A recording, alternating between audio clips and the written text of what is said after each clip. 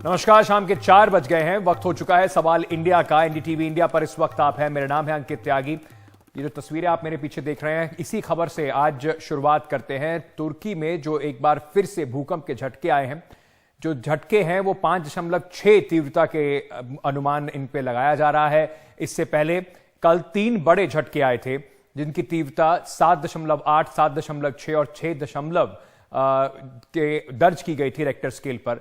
कल का पहला झटका सबसे तेज था और यह तुर्की और सीरिया की सीमा पर आया था। दोनों देशों में भूकंप की तबाही का जबरदस्त असर देखने को मिला है। अब तक 4,000 से ज्यादा लोगों की मौत हो चुकी है, हजारों लोग घायल हैं, कई लोग अभी भी मलबे में फंसे हुए हैं जिन्हें निकालने के लिए रेस्क्यू ऑपरेशन जो हैं वो पूरे युद्ध स्तर पर चलाए जा रहे हैं। कई इमारतें जमींदोज हो गई हैं। ऐसे में मृतकों का आंकड़ा जो है वो और बढ़ सकता है, बल्कि वर्ल्ड हेल्थ ऑर्गेनाइजेशन WHO ने कहा है कि जो मौत का आंकड़ा है वो 8 गुना तक बढ़ सकता है। भूकंप का केंद्र गाजियान्टेप इलाके में था, जो सीरिया बॉर्डर से सिर्फ 90 किलोमीटर की दूरी पर है। यह इलाका IS का गढ़ माना जाता है। भूकंप के बाद मची अफरा तफरी के बीच जेल में बंद जो खूंखार आतंकवादी संगठन है IS के 20 आतंकी भी फरार हो गए हैं। आपातकाल की घोषणा के बीच राहत और बचाव कार्य जो है वो अभी जारी है। इस बीच तुर्की के राष्ट्रपति एर्दोगान ने भूकंप के बाद आपात बैठक की और देश में 7 दिनों का राष्ट्रीय शोक की घोषणा की। तुर्की और सीरिया में इस महाप्रलय के बीच दुनिया भर के देश मदद के लिए आगे आ रहे हैं। भारत ने भी राहत और बचाव के कार्य के लिए NDRF की 2 टीमें, स्पेशल ट्रेन डॉग स्क्वाड और साथ ही साथ मेडिसिन यानी कि दवाइयां और बाकी सामान भेजे हैं, जो तुर्की के अडाना एयरपोर्ट पर पहुंच चुके हैं। जबकि दूसरा जो विमान है वो जल्द ही उड़ान भरने वाला है भारत से।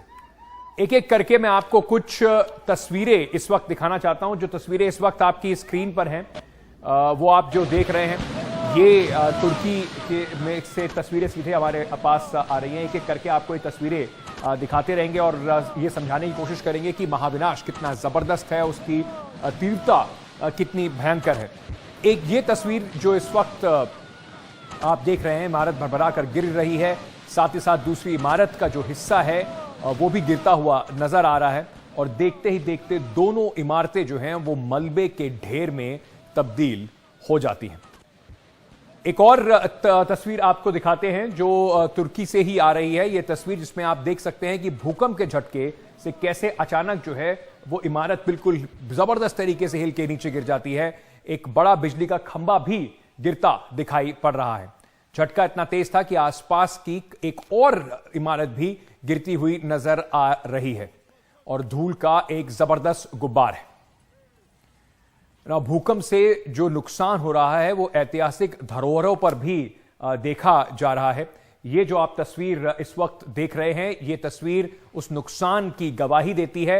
ऐतिहासिक इमारतों को भी जो बड़े हिस्से उनके हैं उनका मलबा जो है वो चारों तरफ बिखरा हुआ है, बड़े हिस्से ढह गए हैं। जबरदस्त नुकसान तस्वीर जो है वो आपको दिखाई पड़ रहे हैं। साथ ही साथ पिछले 24 घंटों में जो राहत और बचाव कार्य हैं उनको युद्ध स्तर पर शुरू किया जा रहा है, कर दिया गया है। ये जो तस्वीर आप देख रहे हैं ये राहत और बचाव कार्य की है। किस तरीके से लोगों को बचाने की जद्दोजहद में जो राहत कर्मी हैं वो लगे हुए हैं, लोगों को मलबे से निकालने की पूरी कोशिश की जा रही है। ये तस्वीरें आपको दिखा रही हैं कि किस तरीके से एक एक करके लोगों को आवाज लगाई जा रही है, कोशिश की जा रही है उनको पहचानने की, जो लोग अभी भी मलबे में दबे हुए हैं। वहीं जो मलबे में सैकड़ों जिंदगियां अभी भी फंसी हुई हैं, उनको बचाने के लिए जो मेडिकल टीम्स हैं वो भी पूरे तरीके से कोशिश कर रही हैं कि लोगों की ज्यादा से ज्यादा जान बचाई जा सके। ये तस्वीरें जो है ये इस विनाश की आपको कहीं ना कहीं पूरी कहानी बताते हैं। लगातार एम्बुलेंस के कई सारी एम्बुलेंस आपको दिखेंगी जो घायलों को लेकर एक जगह से दूसरी जगह जा रही हैं और कोशिश की जा रही है कि लोगों को कैसे ना कैसे बचाया जा सके। इमरजेंसी हॉस्पिटल्स बनाए गए हैं क्योंकि वहां पर कई सारे अस्पतालों में भी काफी परेशानियां सामने देखने को मिल रही हैं। इस वजह से इमरजेंसी हॉस्पिटल, फील्ड हॉस्पिटल्स बनाए गए हैं। ये जो तस्वीर इस वक्त आप अपनी स्क्रीन पर देख रहे हैं, वहां पर भी जो है वो लोग किस तरीके से महिला को मलबे से निकाल कर एक एम्बुलेंस तक पहुंचा रहे हैं, उसकी तस्वीर है। कुछ लोगों को बचा लिया गया है, खुशकिस्मत रहे हैं, बाकी अभी भी बहुत सारे लोगों की तलाश जारी है। एक और तस्वीर आपको दिखाते हैं। कल जब पहला भूकंप जब आया था तो उस इलाके में 7.8 की तीव्रता का भूकंप था। उससे एक बड़े इलाका जो है, एक पूरा रिहायशी इलाका कैसे मलबे में तब्दील हो गया है, इन तस्वीरों को देखकर यह अंदाजा लगाया जा सकता है कि कितने बड़े स्तर पर तबाही तुर्की में इस वक्त हुई है। कई देश इस वक्त तुर्की में अपना कम से कम कोशिश कर रहे हैं उनको राहत सामग्री पहुंचाने की और मदद करने की। उसी सिलसिले में भारत की ओर से भी तुर्की के लिए राहत और बचाव सामग्री के साथ साथ एनडीआरएफ के लोगों को भी भेजा जा रहा है। भारत की ओर से मदद जो है वो एनडीआरएफ की एक टीम तुर्की पहुंच चुकी है, दूसरी टीम अभी जाने वाली है। इस टीम में एनडीआरएफ के जवान, जरूरी सामान, ड्रिलिंग मशीन, मेडिकल इक्विपमेंट, तमाम जो इस तरीके की आपातकालीन स्थिति से निपटने के लिए चाहिए होते हैं, जो चीज़ें चाहिए होती हैं, उनको लेकर जा रहे हैं। इस टीम में डॉग स्क्वाड भी शामिल है। ये वो विशेष खोजी कुत्ते हैं जो लोगों को ढूंढकर निकालने में विशेषता अपनी महारत रखते हैं।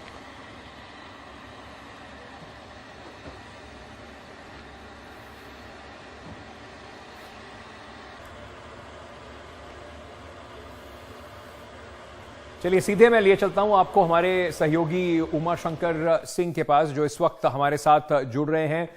बहुत बड़ी आपदा है, इसका अंदाजा भी शायद अगले कुछ दिनों में ही लग पाएगा कि किस संख्या में लोगों के हताहत हुए हैं, कितनी भारी नुकसान तुर्की में हुआ है। लेकिन कम से कम उमा ये देखने को जरूर मिल रहा है कि बड़ी मात्रा में देश विदेश हर जगह से, भारत के साथ साथ कई देश ऐसे हैं जो मदद के लिए आगे बढ़ रहे हैं। जी बिल्कुल, देखिए भारत ने फौरी तौर पे मदद जो भेजी है उसको लेकर जो टर्की है वो काफ़ी खुश है। अभी थोड़ी देर पहले टर्की के जो राजदूत हैं भारत में, उन्होंने एक प्रेस कॉन्फ्रेंस की है और उसमें उन्होंने ये कहा है कि जो 24 से 48 घंटे के बीच जो मदद मिलती है वो सबसे ज़्यादा अहम मदद होती है, क्योंकि लोगों की जान को बचाने के लिए ये समय काफ़ी अहम होता है। उन्होंने ये भी बताया है कि 65 देशों के तकरीबन 2800 जो पर्सनल हैं वो वहाँ पर राहत और बचाव कार्य में जुटे हुए हैं। ये उन तादाद के अलावा है जो 14,000 के आसपास स्थानीय प्रशासन के जो लोग लगे हुए हैं और 5,000 जो आर्मी और जो सिक्योरिटी फोर्सेस के जवान वहां ग्राउंड पे काम कर रहे हैं। तो बड़ी मदद पहुंची है अलग अलग देशों से, लेकिन भारत ने फौरी तौर पे जो इक्विपमेंट भेजा है, जिसमें कि कटर है, जिसमें कि ड्रिल मशीन है, ताकि जो मलबे में दबे हुए लोग हैं उनको निकालने का काम तेज किया जा सके। बहुत ही वहाँ पे स्नो गिर रहा है, वहाँ पर बर्फबारी का आलम है और फ्रीजिंग जो टेम्परेचर है वहाँ पर, और ऐसे में जो मलबे में दबे लोग होंगे उनकी हालत समझी जा सकती है। तो फौरी तौर पे उनको निकालने की ज़रूरत है और सारा फोकस अभी इस बात को लेकर है, क्योंकि ये तबाही बहुत बड़ी है। प्रशासन का अमला जो है वो कम पड़ गया है, बहुत इलाकों में वो पहुँच नहीं पा रहा और कई इलाकों से जो सड़क संपर्क है वो टूटा हुआ है। 3 एयरपोर्ट भी वहाँ पे ऑपरेशनल नहीं है, उसको भी नुकसान पहुँचा है। तो इस तरह से एक भारी तबाही हुई है और बहुत ज़्यादा मदद की ज़रूरत है। भारत ने अभी 2 खेप भेजा है मदद का और आगे और भी मदद भेजी जाएगी भारत की तरफ से। तो एक जो दुनिया को जिस चीज़ की अभी ज़रूरत है कि वो वहाँ पे मदद पहुँचाए, ये काफ़ी अहम है। और इसलिए कल ही जब यहाँ के एम्बेसडर हैं टर्की के, जो उन्होंने एक ट्वीट किया था और कहा था कि दोस्ती एक ऐसा शब्द है जो दोनों ही भाषाओं में, टर्की भाषा में और भारत में एक सामान्य शब्द है और उसको निभाया है भारत ने। तो एक अहम मदद भारत की तरफ से गई है। हालांकि टर्की को बहुत ज़्यादा मदद की ज़रूरत है और दूसरे देश भी, चाहे अमेरिका हो, इजराइल हो, वो भी अपनी तरफ से मदद वहां पर भेज रहे हैं। तो सारा जोर अभी राहत और बचाव कार्य पे, क्योंकि हर बीतते पल के साथ जो बचने की संभावना है, जो मलबे में दबे लोग हैं, वो कम से कमतर होती जाएगी। तो जाहिर सी बात है कि पहली जो प्राथमिकता है वो उन लोगों को निकालने की होगी, उनको उन तक इलाज पहुंचाने की होगी। अंकित, बहुत बहुत शुक्रिया उमा से जुड़ने के लिए और ये सारी जानकारी हमसे साझा करने के लिए। मदद तो की जा रही है, लेकिन तुर्की के लिए बहुत बड़ा ये विनाशकारी भूकंप है जिसने बहुत ज़बरदस्त असर छोड़ा है उस देश के ऊपर।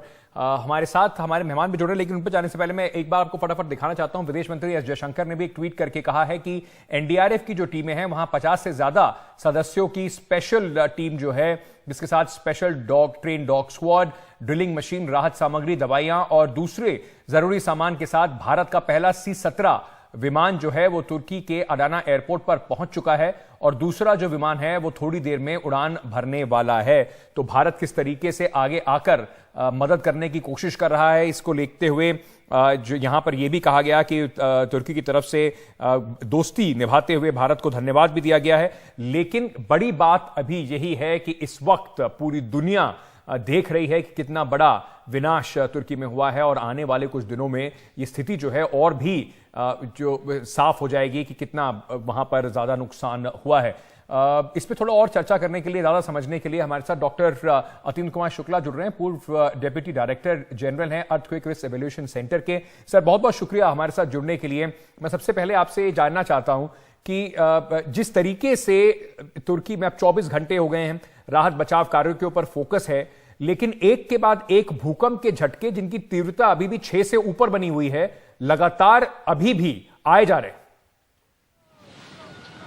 देखिए, ये एक सामान्य प्रक्रिया है। जब भी कोई बड़ा भूकंप आता है, आप जानते हैं कि उस पे जो अपवंश, वहाँ पे जो डिस्टरबेंस होता है पृथ्वी के अंदर, वो सेटल होने में टाइम लगता है। तो वो ये आफ्टर शॉक है। तो ये जो मेन शॉक हुआ है, बहुत बड़ा अर्थक्वेक था, जैसा कि आप लोग बता ही रहे हैं। बहुत ज्यादा नुकसान हुआ है क्योंकि वहाँ का टेक्टोनिक फीचर कुछ इस प्रकार से है कि जो बड़े बड़े भूकंप आते हैं, इसे नोन कि वर्ल्ड में ये बहुत सेस्मिक रीजन है यहाँ पे। तो ये जो 7.8 का भूकंप आया है, 6, तो उसके वजह से ये अभी आफ्टर शॉक आ रहे हैं और ये मुझे लगता है कि अभी कुछ दिनों तक कंटिन्यू रहेंगे और धीरे धीरे उनका मैग्नीट्यूड और उनका नंबर भी कम होगा, लेकिन अभी इसमें टाइम लगेगा। तो अभी भी सावधान रहने की जरूरत है, खासकर वो लोग जो कि उन घरों में रह रहे हैं। अगर घर कुछ बचे हैं जो डैमेज हो गए हैं, उनमें उनके लिए बहुत जरूरी है कि वो सावधान रहें। बिल्कुल, क्योंकि पहले से ही घर जो हैं वो असुरक्षित हो गए होंगे। इस तरीके के भूकंप से दोबारा झटके आएंगे तो वो गिर सकते हैं, इसमें सावधानी बरतने की आवश्यकता है। जी, आपसे मैं समझना चाहता हूं कि कल हम ये इस पर थोड़ा चर्चा कर रहे थे कि किस तरीके से वहां पर जो टेक्टोनिक प्लेट्स हैं, वहां पर एक बड़ा एक्टिव सेस्मिक जोन है। क्या उसको देखते हुए कहीं इससे भारत के अंदर हम कुछ सीख ले सकते हैं? कौन कौन से ऐसे इलाके हैं, क्योंकि भारत में भी कई इलाके नॉर्थ इंडिया के ऐसे हैं जो बड़े एक्टिव सेस्मिक जोन में आते हैं? बिल्कुल ठीक कहा आपने। बहुत ही हाईली टेक्टोनिक, उसका एक बिल्कुल ही अलग प्रकार का है, जिसमें 3 प्लेट के बीच में एक प्लेट इम्बेडेड है और चारों तरफ से उन पर प्रेशर पड़ रहा है। तो हमारे यहाँ ऐसी सिचुएशन तो नहीं है, लेकिन जो हमारे यहाँ मेन जो बेसिक है, जो हमारा जो इंडियन प्लेट जो यूरेशियन प्लेट से टकरा रहा है और हिमालय का फॉर्मेशन हो रहा है। तो ये जो हिमालय का पूरा एरिया है, जो आपका आसाम से लेकर के इधर जाता है, ये बहुत सेस्मिक एक्टिव जोन है। और आपने देखा है कि अभी नेपाल में भूकंप अभी इसी साल जो है 2-3 भूकंप वहां पे आ चुके हैं। इसके पहले भी बहुत इतिहास है। तो ये ये भी कोलाइड कर रहा है दूसरे, उसमें तो टेंशन डेवलप हो रहा है और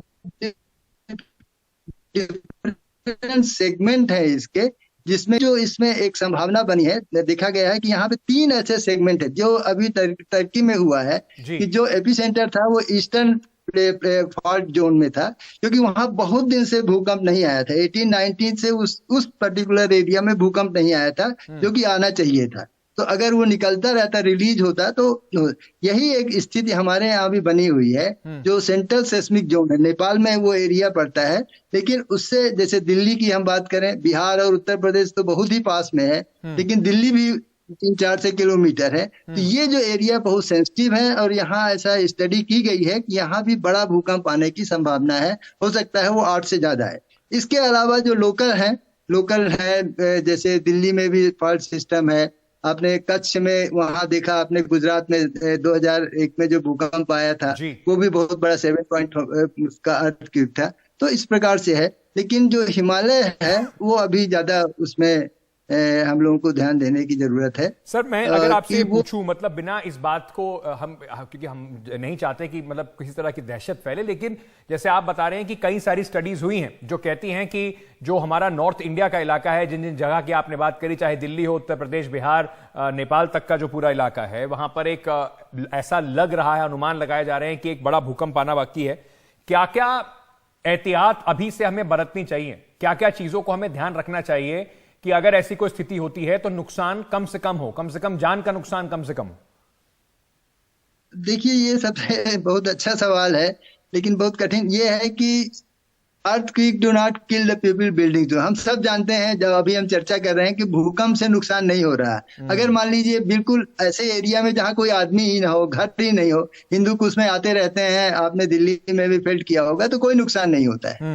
तो जो बेसिक चीज है कि हमारे घर ठीक बने रहे, तो घरों का जो है वो हर एक को हम लोगों ने जो अपना सेस्मिक जोनिंग मैप बनाया हुआ है भारत का, उसको 4 जोन में बांटा है, 2, 3, 4, 5 में। हर एक जोन में किस प्रकार के घर बनाने हैं ये ऑलरेडी डिफाइंड है। वो हमारे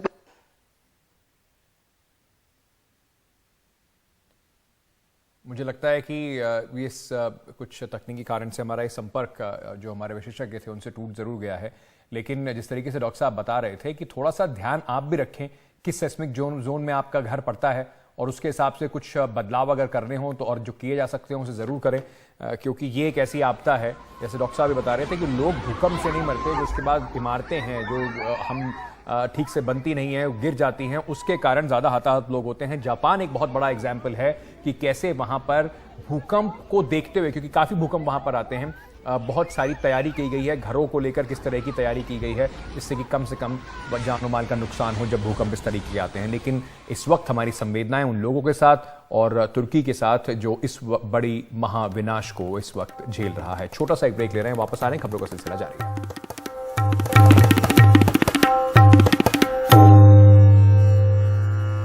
इस वक्त एक बड़ी खबर सिलीगुड़ी से आ रही है, जहां पे एक रिहायशी इमारत में एक जबरदस्त आग लगी है। आग बुझाने की कोशिशें की जा रही हैं। इस बिल्डिंग में जहां आग लगी है उससे लोगों को बाहर निकालने की भी कोशिश की जा रही है। तस्वीरें जो हैं ये सिलीगुड़ी से आप इस वक्त देख रहे हैं, जहां पर इस इमारत में जो ऊपरी जो तले हैं उस पर जबरदस्त आग लगी है और उससे वहां से लोगों को बचाकर निकालने की कोशिशें इस वक्त की जा रही हैं।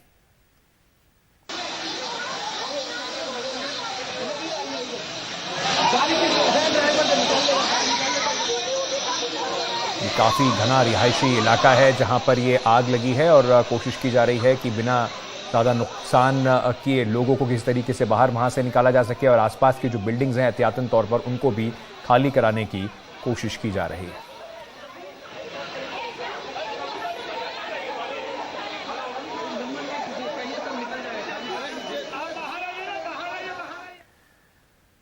चलिए अब बात करते हैं एक जबरदस्त हैरान करने वाले हादसे की। मथुरा के थाना मार्ट क्षेत्र में एक हैरान कर देने वाला मामला सामने आया है। यहां यमुना एक्सप्रेस वे पर एक शव कई किलोमीटर तक गाड़ी में फंसा रहा। कार मार्ट टोल प्लाजा पर जब पहुंची तब एक्सप्रेस वे के सुरक्षा कर्मियों की नजर इस कार के पिछले हिस्से पर पड़ी जहां शव फंसा हुआ था। बताया जा रहा है कि शव करीब 11 किलोमीटर तक इस कार के साथ घिसटता रहा। हालांकि इस बारे में पुलिस अभी कुछ कहने से बच रही है। कार आगरा से नोएडा की तरफ जा रही थी।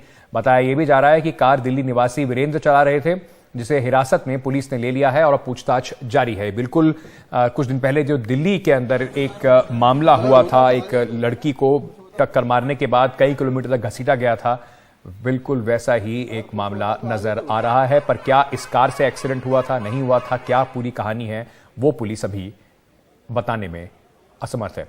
आपको पहले इस पर जो एसपी देहात हैं इस इलाके के, उन्होंने क्या कहा वो ये भी सुनवा देते हैं। देखिए, यमुना एक्सप्रेसवे पे प्रात लगभग 4 बजे एक स्विफ्ट डिजायर गाड़ी जो आगरा से दिल्ली की तरफ जा रही थी, उसमें एक व्यक्ति जो उसके पीछे लोहे का गार्ड लगा था उसमें फंसा हुआ और घसीटता हुआ वहां मार्ट टोल तक आया, जिसको कि जब टोल के कर्मचारियों ने देखा तो उसको उस गाड़ी से निकाला गया। उस गाड़ी को वीरेंद्र सिंह जो कि संगम विहार दिल्ली के रहने वाले थे वो चला रहे थे। गाड़ी में उनका परिवार बैठा था। उनका कहना यह है कि कल एक्सप्रेसवे पे फॉग बहुत ज्यादा था तथा दिखाई नहीं पड़ रहा था। उसी के बीच में कहीं कोई एक्सीडेंट हुआ जो कि उनकी गाड़ी से फंस गया। इसमें अग्रिम पूछताछ की जा रही है और जो कैमरे हैं यमुना एक्सप्रेसवे पे उनको भी चेक किया जा रहा है। तो इस पर जांच चल रही है, लेकिन ये काफी दिल दहला देने वाला हादसा है। हमारे सहयोगी सौरभ शुक्ला इस वक्त हमारे साथ जुड़ रहे हैं। सौरभ, ये थोड़ा अभी समझ के परे है कि क्या इस कार से ही एक्सीडेंट हुआ था या ये मतलब क्या पूरी कहानी जो है अभी थोड़ा समझ के परे है कि इतने किलोमीटर तक पता नहीं चला एक बार फिर से कि आपकी गाड़ी के पीछे कोई फंसा हुआ है? बिल्कुल देखिए, आज ये जो घटना है सुबह 3 बजे की बताई जा रही है और वीरेंद्र सिंह अपने परिवार के साथ आगरा से दिल्ली आ रहे थे और इनका कहना है कि इनको पता नहीं चला, जो मृतक इनकी गाड़ी में जिसका शव अटका हुआ था, इनका कहना है कि उनकी गाड़ी से एक्सीडेंट नहीं हुआ है, वो किसी और गाड़ी से एक्सीडेंट हुआ था और उस वक्त इतना ज्यादा घना कोहरा था कि उनको पता नहीं चला। और जाहिर सी बात, सबसे बड़ा सवाल यह है कि अगर आपकी गाड़ी में कोई बॉडी फंसी हुई है तो कैसे आपको पता नहीं लग सकता है कि आपकी गाड़ी में 10-11 किलोमीटर तक कोई शव फंसा हुआ है और वो उसको घसीट रहे हैं आप। और वो भी तब पता चला जब ये मथुरा में टोल पर रुके और वहां पर सिक्योरिटी गार्ड ने नोटिस किया कि इनकी गाड़ी की पिछली तरफ ये शव फंसा हुआ है। और दूसरी बात, समस्या यहाँ पर यह भी सामने आ रही है कि जो सीसीटीवी फुटेज सीसीटीवीज हैं भी अंकित, उनमें बहुत कुछ ज्यादा आया नहीं क्योंकि बहुत ज्यादा घना कोहरा था। तो ये स्टैब्लिश कर पाना पुलिस के लिए भी मुश्किल होगा कि वीरेंद्र सिंह ने ही एक्सीडेंट किया है। तीसरी बात जो समस्या इस पूरे केस में, जो जिसकी हत्या हुई, जिसका जो मृतक है उसकी पहचान नहीं हो पाई है कि ये कौन है और अभी तक शिनाख्त के लिए कोई आगे भी नहीं आया है। कोई जो है चश्मदीद गवाह नहीं है। अगर हम देखें कांजावाला वाला केस में तो तमाम जो लोग थे जो वहां पर, उन्होंने पुलिस को फोन करके बताया कि एक गाड़ी दिख रही है जिसमें पीछे आगे शव फंसा हुआ है, लेकिन इसमें कोई चश्मदीद गवाह भी नहीं है जो ये कहे कि नहीं वीरेंद्र की गाड़ी में देखा उसने शव फंसा हुआ है या उसने टक्कर मारी, तो वो भी अभी तक कोई सामने नहीं आ पाया है। और मृतक की शिनाख्त ना हो पाना भी एक बहुत बड़ी चुनौती पुलिस के सामने आ रही है। बहुत दर्दनाक ये घटना है या हादसा है, क्या कहें समझ में नहीं आ रहा है, या टक्कर मारी गई है, अभी ये पुलिस भी नहीं साफ तौर पर कह पा रही है। लेकिन 11 किलोमीटर तक ये शव घसीटता रहा गाड़ी में। वीरेंद्र सिंह कह रहे हैं उनको पता ही न चला, उनके साथ में उनका परिवार भी था, उनकी पत्नी और उनके बच्चे भी मौजूद थे गाड़ी में। आगरा से किसी पारिवारिक कार्यक्रम से लोग वापस लौट करके आ रहे थे। पुलिस ने इस पूरे मामले में FIR तो दर्ज कर ली है, वीरेंद्र सिंह हिरासत में ही है, लेकिन अगर पुलिस स्टैब्लिश नहीं कर पाती है तो पुलिस तो वीरेंद्र सिंह को थाने से ही बेल मिल जाएगी। ऐसे केसेस हमने देखा है, थाने से ही बेल हो जाती है। तो फिलहाल आप देखना होगा पुलिस कैसे स्टैब्लिश करती है कि ये जो एक्सीडेंट है वीरेंद्र सिंह ने किया है, और वीरेंद्र सिंह ने किया है तो उनके पास क्या गवाह है, क्या सबूत ऐसा किया है। लेकिन वाकई में दर्दनाक घटना, और अक्सर हमने देखा है इस पूरे एक्सप्रेस वे में पिछले 1 महीने में इसमें तो चलिए शव घसीटता रहा, लेकिन कोहरे की वजह से या तेज रफ्तार की वजह से दर्जनों लोगों की मौत हो चुकी है। अंकित, बहुत बहुत शुक्रिया सौरभ, विस्तार से पूरी जानकारी हमें देने के लिए, क्योंकि ये थोड़ा समझ से परे है कि आपकी गाड़ी में कोई इस तरह से फंस जाए और आपको पता ही ना चले, आप इतने कई किलोमीटर तक चलाते रहें। बहुत बहुत शुक्रिया। फिर इस पर थोड़ा जानकारी लेंगे, सौरभ से दोबारा चलेंगे। लेकिन एक और सड़क हादसा है जिसने आज चर्चा का विषय बना हुआ है और ये खबर बेंगलुरु से आ रही है। बेंगलुरु में कल शाम हुए एक सड़क हादसे में 2 लोगों की मौत हो गई। जिस गाड़ी से, SUV से ये टक्कर हुई, वहां पे एक स्कूटर सवार और एक पार्किंग मैनेजर की इस पे मौत हो गई। उस कार के ऊपर BJP के MLA हलप्पा का आधिकारिक स्टिकर लगा हुआ था। SUV हलप्पा की बेटी के ससुर रमेश सुरेश के नाम से रजिस्टर है। सवाल यह भी है कि MLA का स्टिकर उनके रिश्तेदार की कार पर कैसे लगा और अब तक इस पे कोई कार्रवाई क्यों नहीं हुई। कार चालक मोहन को पुलिस ने गिरफ्तार जरूर कर लिया है। यह घटना जो है शहर के हलसुरु गेट पुलिस लिमिट में शाम को हुई, जो काफी भीड़भाड़ वाला इलाका है। 4 लोग इसमें घायल भी बताए जा रहे हैं।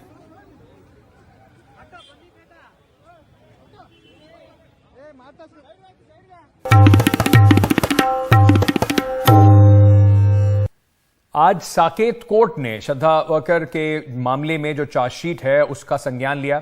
चार्जशीट जो फाइल हुई है उसके मुताबिक आफताब ने श्रद्धा की कई हड्डियों को मार्बल काटने वाले मिक्सर ग्राइंडर से पीसा था और पाउडर बनाकर फेंक दिया। उसने शव को जलाने और उंगलियां अलग करने के लिए चिंगारी वाली टॉर्च का इस्तेमाल किया। कुछ चौंकाने वाले और भी इसके अंदर जो डिटेल्स हैं वो सामने आ रही हैं। हत्या के 3 महीने बाद उसने सर का हिस्सा फेंका था और लगातार कोशिश कर रहा था अपने आप को बचाने के लिए, किस तरीके से सबूत को मिटाया जाए। और उसी को देखते हुए ऑनलाइन के सारे कार्यक्रमों को देखने के बाद आफताब ने ये पूरी जो स्ट्रैटेजी है वो बनाई। 302 का मुकदमा इस पे पहले ही लगा हुआ है और साथ ही साथ ये भी कहा जा रहा है कि आज चार्जशीट का जो कॉपी है वो उसके लॉयर्स को भी, आफताब के जो वकील हैं उनको भी एक कॉपी दी गई है। तो चौंकाने वाले तथ्य जो हैं इसमें अभी सामने आ रहे हैं।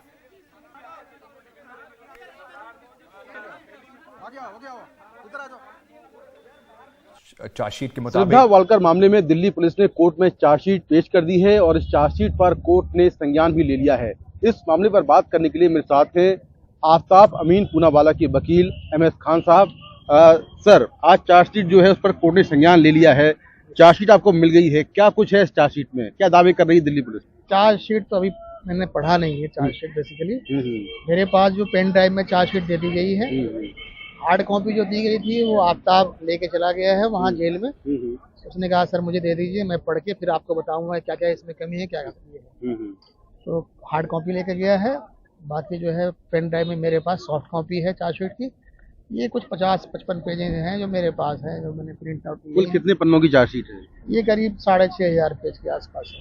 इसमें क्या क्या एविडेंस पुलिस ने अटैच किए हैं, क्या क्या?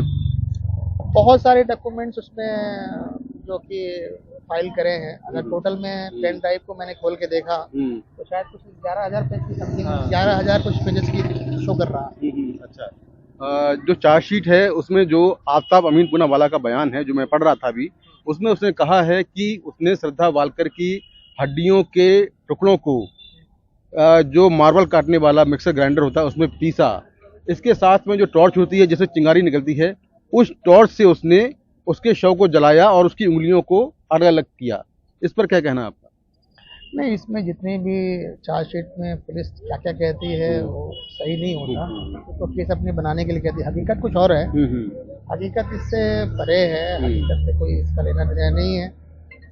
आफ्ताब का कहना ये है कि वो बेगुनाह है और उससे इंसाफ मिलेगा। आप उससे जेल मिलने गए थे, कोई अफसोस है उसको इस बात पर कि? कोई अफसोस नहीं है, क्योंकि उसका कहना ये है कि मैं बेगुनाह हूँ और मुझे इंसाफ मिलेगा, मैं बाइज्जत बरी हूँ। तो ये है MS खान साहब जो कि आफ्ताब अमीन पूनावाला के वकील हैं और इस मामले में जो चार्जशीट है उस पर कोर्ट ने संज्ञान ले लिया है।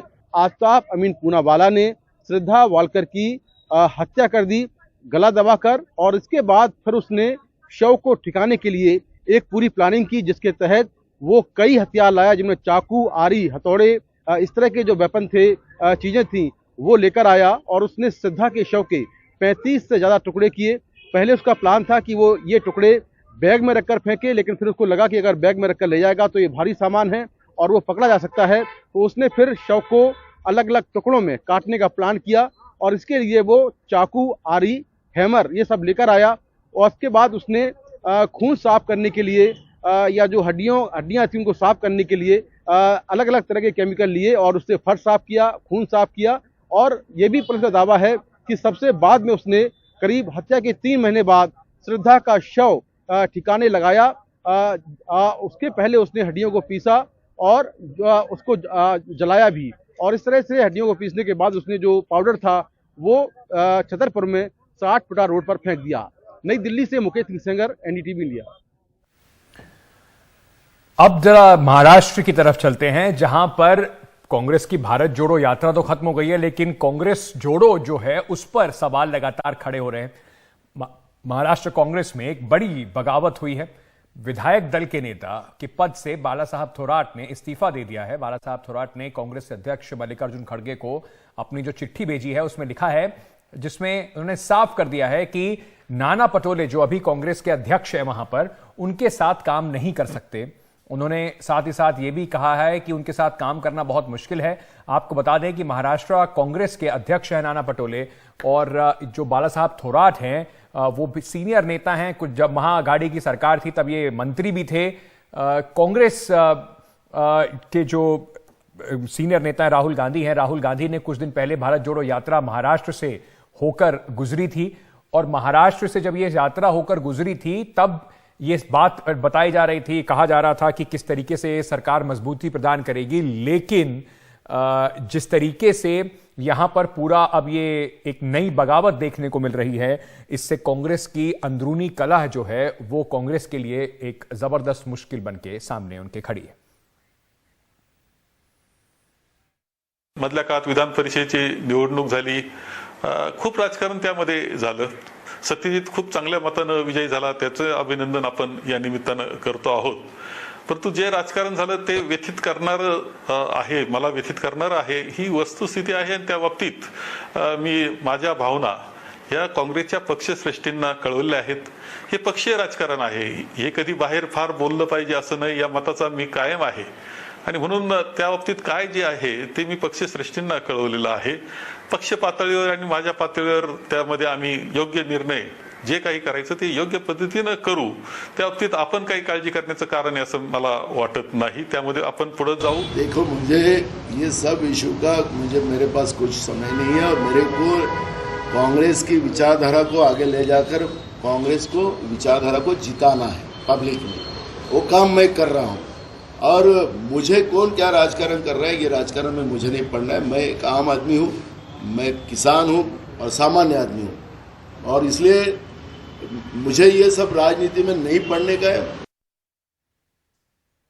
सोहित के पास से चलते हैं. हमारे सहयोगी इस वक्त मुंबई से हमारे साथ जुड़ रहे हैं. सोहित, बार बार सवाल अब राहुल गांधी से और कांग्रेस पार्टी से यही पूछा जाता है, आप भारत जोड़ने निकले हैं लेकिन कांग्रेस को जो है उसकी फूट को कहीं ना कहीं कांग्रेस पार्टी मैनेज नहीं कर पा रही है. उसका सबसे ताजा उदाहरण अब महाराष्ट्र में. बिल्कुल. और ये देखिए, ये जो पार्टी के अंदर जिसने ये पत्र लिखा है अंकित, ये छोटे मोटे नेता नहीं है. ये महाराष्ट्र कांग्रेस के सबसे पुराने नेताओं में से एक हैं. 8 बार संगमनेर से ये विधायक रह चुके हैं, महाराष्ट्र में राजस्व मंत्री रह चुके हैं और इसके साथ ही साथ वो महाराष्ट्र कांग्रेस के अध्यक्ष भी रह चुके हैं, बाला साहेब थोरात. उनकी ओर से पहले पत्र लिखकर ये कहा गया कि नाना पटोले के साथ काम करने में दिक्कतें हो रही हैं, जिसके बाद अब वो CLP जो उनके पद है उससे भी उन्होंने इस्तीफा दिया है. ये जो दरअसल ये पूरा मामला है ये नासिक ग्रेजुएट कॉन्स्टिट्यूएंसी को लेकर शुरू हुआ. वहां पर ये कहा जा रहा है कि थोरात परिवार से बातचीत करके ये तय किया गया था कि जो कांग्रेस के ही नेता हैं सत्यजीत तांबे, जो बाला साहेब थोरात के रिलेटिव हैं, उन्हें वहां से टिकट दिया जाएगा. लेकिन बाद में उन्हें टिकट ना देकर उनके पिताजी को एक बार फिर से वहां से टिकट दिया गया, जिसके बाद उनके परिवार में यह तय किया गया कि सत्यजीत तांबे के जो पिता हैं वो चुनाव नहीं लड़ेंगे. डॉक्टर सुधीर तांबे ने चुनाव नहीं लड़ा और सत्यजीत तांबे ने निर्दलीय चुनाव लड़ा और जीत लिया. जिसके तुरंत बाद सत्यजीत तांबे और सुधीर तांबे दोनों को वहां से कांग्रेस पार्टी से 6 साल के लिए सस्पेंड कर दिया गया. इसके साथ ही बाला साहेब थोरात का ये कहना है कि बार बार उन्हें परिवार वालों के बारे में गलत जो धारणा है वो फैलाई जा रही थी, उनके परिवार का नाम बदनाम किया जा रहा था और ये सारी चीजें उन्होंने पत्र में लिखा है. अब अंकित, आपको मैं कुछ उदाहरण देता हूँ. मसलन के तौर पर जब महाविकास आघाड़ी की सरकार गिर रही थी तब फ्लोर टेस्ट होना था, तब अशोक चव्हाण सहित ऐसे 11 विधायक थे जो विधानसभा में नहीं पहुंचे थे. उनके खिलाफ कार्रवाई अब तक नहीं हुई. जब महाराष्ट्र में MLC का चुनाव हुआ था, जो कांग्रेस के नंबर 1 कैंडिडेट थे चंद्रकांत हंडोरे, वो चुनाव हार गए थे और जो नंबर 2 कैंडिडेट थे भाई जगताप, वो चुनाव जीत गए थे. तब भी डिसिप्लिनरी एक्शन की बात हुई थी लेकिन वहां पर भी कार्रवाई नहीं हुई. जिस तरह से सत्यजीत तांबे को लेकर तुरंत कार्रवाई भी की गई, तो एक बदले की भावना से ये कार्रवाई की गई, ये कहना है थोरात का. और इसके वजह से ही उन्होंने ये पत्र लिखा और उसके बाद अपने इस पद से इस्तीफा दिया. संगमनेर से आते हैं, जिस तरह से मैंने कहा वरिष्ठ कांग्रेस नेता हैं और उनकी ओर से क्योंकि ये किया गया है, इससे ये पता चलता है कि भले ही राहुल गांधी की ओर से भारत जोड़ो यात्रा के जरिए महाराष्ट्र में एक बार फिर से कांग्रेस को मजबूत करने की कोशिश की जा रही थी, इसका जिक्र भी उन्होंने किया था, लेकिन अब इन पत्रों से ये पता चलता है कि हकीकत कुछ और है. बिल्कुल. और ये तब हो रहा है जब राजस्थान में कांग्रेस की जो फूट है उस पर अभी तक कांग्रेस कुछ नहीं कर पाई है. कर्नाटक में कौन बनेगा मुख्यमंत्री या कौन बनेगा चेहरा, उसकी लड़ाई जारी है. और अब महाराष्ट्र में कांग्रेस ने ही कांग्रेस के खिलाफ एक नया मोर्चा खोल दिया है. बहुत बहुत शुक्रिया सोहित, पूरी जानकारी हमारे साथ साझा करने के लिए. एक छोटा सा ब्रेक ले रहे हैं. ब्रेक के बाद वापस आइए, बड़ी खबरें जारी है.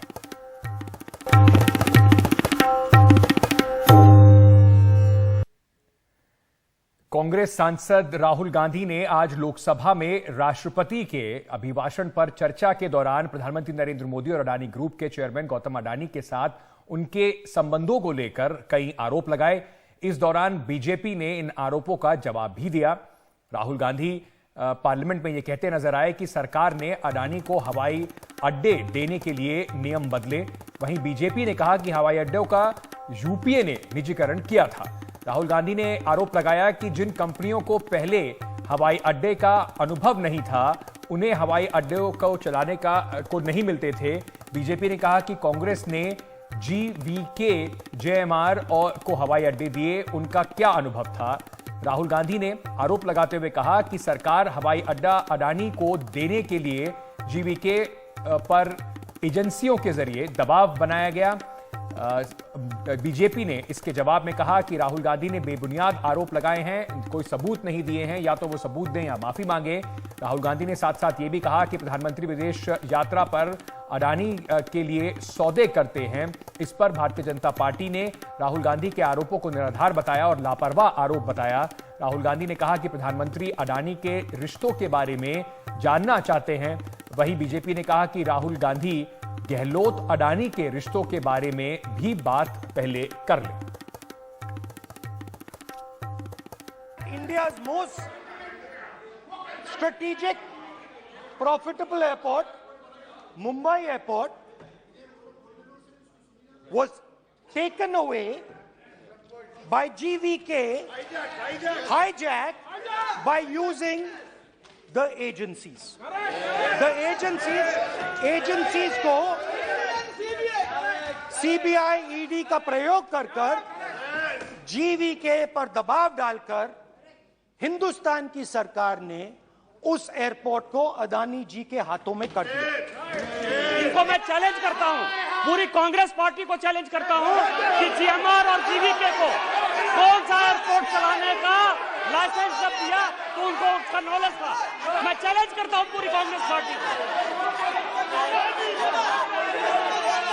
जब इन्होंने बिरला को बनाने का दिया, डालमिया को बनाने का दिया, टाटा को बनाने का दिया लाइसेंस, उस वक्त उनको कौन सा मोटर चलाने का अधिकार था? सर, ये गलत बयानी कर रहे हैं। मेरा ये कहना है कि आप एलिगेशन प्रधानमंत्री को ऊपर लगा रहे हैं, आप पेपर दीजिए और कौन सा रूल भारत सरकार ने चेंज किया एयरपोर्ट में अडानी के लिए, वो ऑथेंटिकेट कीजिए, नहीं तो इस तरह की बात नहीं कर सकते हैं।